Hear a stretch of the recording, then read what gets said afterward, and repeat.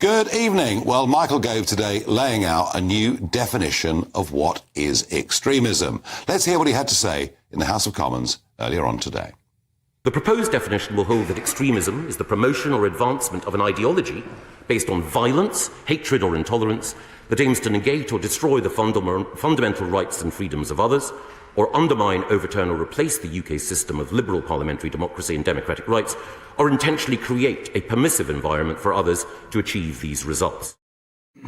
Well, I understand, that organisations, whether they're extreme right or Islamist, that are receiving government money, shouldn't receive government money if they're spreading hatred and extremism. That's the one part, perhaps, of this new definition that I agree with. But my concern is, could this be open to abuse? And when I think about it, if you attempt to undermine, overturn or replace the UK system of liberal parliamentary democracy, well, you could be branded an extremist. And whilst that wouldn't make you a criminal, because this will not go into law that the police are going to enforce, it would take you out of public life. Well, I was elected 25 years ago to the European Parliament on a ticket that said we should leave the European Union. My first day there, Sir Stephen Wall, he was the representative for the Foreign Office in the European Union, came to my office, sat with the three of us from UKIP that had been elected and said, "Gentlemen, what are your intentions?" It was clear he thought we were an extremist terrorist group. And that's the worry with all of this.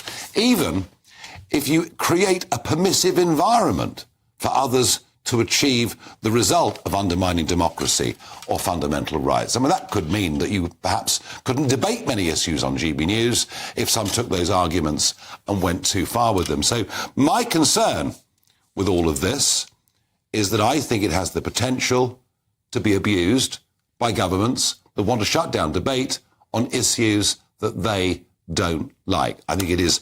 We were told the new definition would be less woolly, and yet, from what I can see, it's completely and utterly open-ended. I'm sure that everybody on all sides of the political debate will argue that they're being victimised, but I think this is open genuinely to a shutting down of free speech, maybe not by this government, but who knows what may come in the course of the following years. So tell me what you think. Is it open to abuse? I'd love to get your views, please. Farage@gbnews.com. Now, one member of Parliament who was subjected to extremism, intolerable behaviour, was, of course, Tobias Ellwood, the Conservative Member of Parliament for Bournemouth East, with a mob of, I think, nearly 100 people for several hours turned up outside his house, shouting and chanting pretty hate-filled messages. Tobias, welcome back on the programme. Two things, really. One, I'd like to know what you think of this definition and whether you share my reservations about how it might be used in the future. And secondly, I don't think this definition actually helps MPs like you and would stop people gathering outside your house. Well, firstly, good evening. And interesting you speaking about the European Union and reflecting back on that, going down memory lane. You and I agree on many things, and we both know that you and I disagree on many things, but we do it in a way that allows us to disagree in a form that allows debate to continue. I don't hate you for what you believe in. You don't hate me. The art of disagreeing remains strong between us, and that's so important. But that's not the case in what we've seen over the last 3 or 4 months. And that's why there's this question that's being raised, bigger question, fundamental question about who we are, what we stand for, what it means to be British and to live here, what binds us together, and how do we defend our open and tolerant way of life, our liberal parliamentary democracy, as Michael Gove was just speaking about.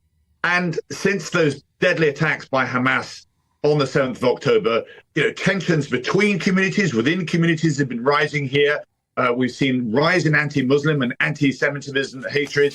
Even the business of Parliament has been affected. And as you just touched on, MPs have been targeted as well. It's led to that big speech by the Prime Minister outside Downing Street on the 1st of March, where he wanted to address the spread of hate and division, and, of course, Michael Gove's speech today. So this has a security implication. That's what it's about, because it's through these extremist groups that freedom of expression is being suppressed, actually. Hatred is promoted.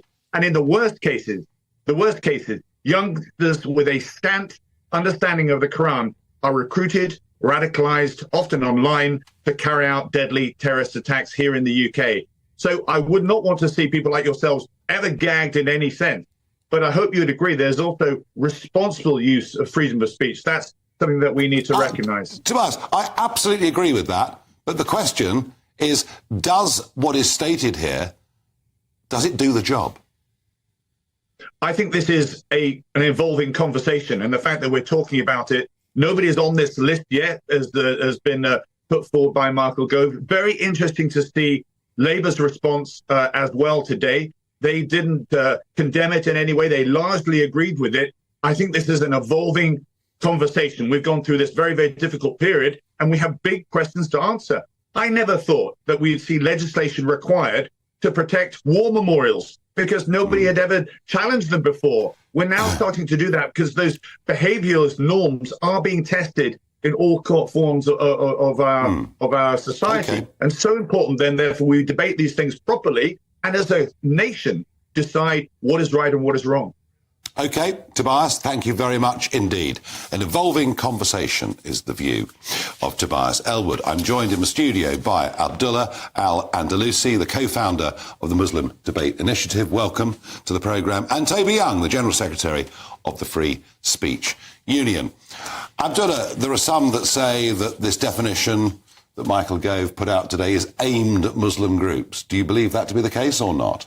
I think it was spurred on by the pro-Palestine protests that demanded a ceasefire against the massacre and plausibly a genocide against the Gaza according to the International Court of Justice. Many would disagree with that. Well, let's let the ICJ review it. They'll probably review it better than you. But the issue is this, that everyone seems to have a short memory. People don't remember the Countryside Alliance and the fox hunting demonstrations that ran riot in Parliament Square. They actually burst into Parliament. At one point, Simon Hart organised public harassment campaigns of the MPs. And guess where his position now? He's now chief whip under Rishi Sunak. So the Conservative Party has no problem with rallying the mob and using mob potential harassment of MPs as all part of democracy. But when it comes to movements hang on, Abdullah, hang on. Yeah, I was there. That's not true. Yeah. I was there. Sure. On the Countryside March. No doubt. You can be as rude as you like. That's fine. I was there on the Countryside March. 406,000 of us marched through London. There wasn't a single arrest. There was no disorder. There wasn't even a piece of litter left behind. And the difference here, and yes, and I was involved in this. Not that I hunt, but I believe in people having the freedom to do within reason what they want. The difference is the lobbying of those members of Parliament wasn't intimidatory. What happened in Parliament Square the day that the SNP resolution was due to be debated is MPs were frightened to leave the building. So are you denying that there was no riot in Parliament Square due to the Fox I'm telling you that I was on the Countryside. And there was actually it's literally called public harassment campaigns against MPs. I wasn't there on that day. I was there on the big march. But the point is, we're not talking about when you were there. We're talking about the historical record. You can check out the riot that happened. If any group bursts in and behaves badly and threatens or intimidates, it should be, of course, the law should be enforced. Well, it really happened. My question to you is: do you think this definition of extremism is helpful or not? No, it's if you ban something which is to do with people's beliefs, that is not about inciting violence, then this is thought policing. And in the modern world, I often say that the term extremism, which is an unhelpful term, at least the Americans have the wherewithal to say countering violent extremism, not just extremism. But using the term extremism today is is the modern secular version of denouncing heresy and heretics. I get the point. It is dangerous, and it depends how it's used, and I agree with you on that point. Toby Young, Free Speech Union. I'm really worried about this. I do actually take Abdullah's point that people are perfectly entitled to their opinions. They're perfectly entitled to let their elected representatives know those opinions. It's a question of whether it's done with intimidation, isn't it? Yes, and clearly this definition of extremism it doesn't just encompass people who we currently think of, I think, as extremists and who might be captured by the criminal law. It's below the criminal law threshold. So it falls into the legal but harmful grey area, which is something, as a free speech lobbyist, I'm obviously suspicious of. I mean, I think the starting point, and I think I disagree with Abdullah here, is that we do have a problem with Islamic extremism in this country. We see it in our city centres every Saturday. I'm not saying everyone on the pro-Palestinian marches. Totally right on that point. Do we have a problem? But how is demonstrating to stop the massacre of civilians in Gaza anything to do with extremism? Well, I think. Well, go on. The answer is not everyone on those protests could conceivably be designated as extremists, but there are some extremists on those protests. But the vast majority of those are not extremists images on the back of their jackets. And that may well be true. Carrying jihadi flags. But if there are people that genuinely are extremists and are inciting bad behaviour, then we need to know about it. Then the police will arrest them. There's already existing legislation that will stop defacing of cenotaphs, that will stop people from inciting violence, inciting racism. That already exists. And we don't need any extremism. Well, in some ways, maybe that point's right. Do we need this definition? Well, Mike, I've got a sort of broad concern and then a precise concern. My broad concern is I'm not sure that there is a robust evidence base to suggest that if you define certain groups as extremists and you prevent them from participating in public life, which is essentially the strategy here, that will actually counter extremism. It hasn't worked very effectively before.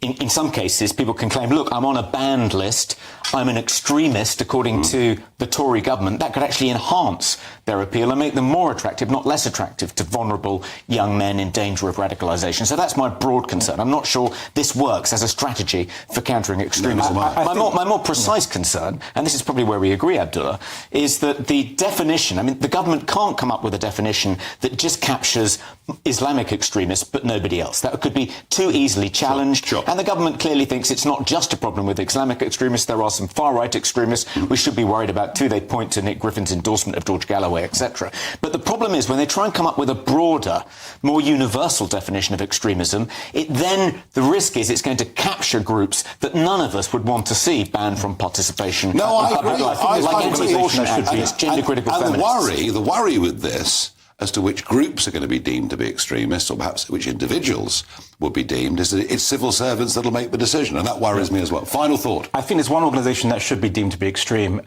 They want to clamp down upon people's right to demonstrate. The whole point of demonstration is to give some kind of democratic pressure to politicians. That's the whole point of demonstrations. What's the point of them? It wants to clamp down. It wants to discriminate on organisations and individuals based on their beliefs, which goes against the Human Rights Act Schedule 1, which is what the extremist definition is based upon, apparently. And this organisation is the British government. They fall foul of their own definition. I think that may be stretching it a bit. And I think, bargains to be made for that. But I tell you what, I mean, I could be in real trouble because there's an organisation out there called Hope Not Hate, and they've just produced their State of Hate 2024 report. And interestingly, they are indirectly funded significantly by government money, and their report this year, I mentioned 56 times, more than any other individual. GB News is mentioned page after page. And that's the other problem, isn't it? You know, that actually, if you're not careful, you start to use the cover of, and the use of this word hate as a means of saying that, frankly, anyone you disagree with should simply be shut down. There are great risks to this. I think this is open to abuse. I rather sense that differing sides of this debate actually agree on some points. We have laws in place in this country. You know, the police's job is to enforce them. Many feel they've not been doing their job very, very well. I don't think this is helpful in any way at all, Mr. Gove, and I think it's open to abuse.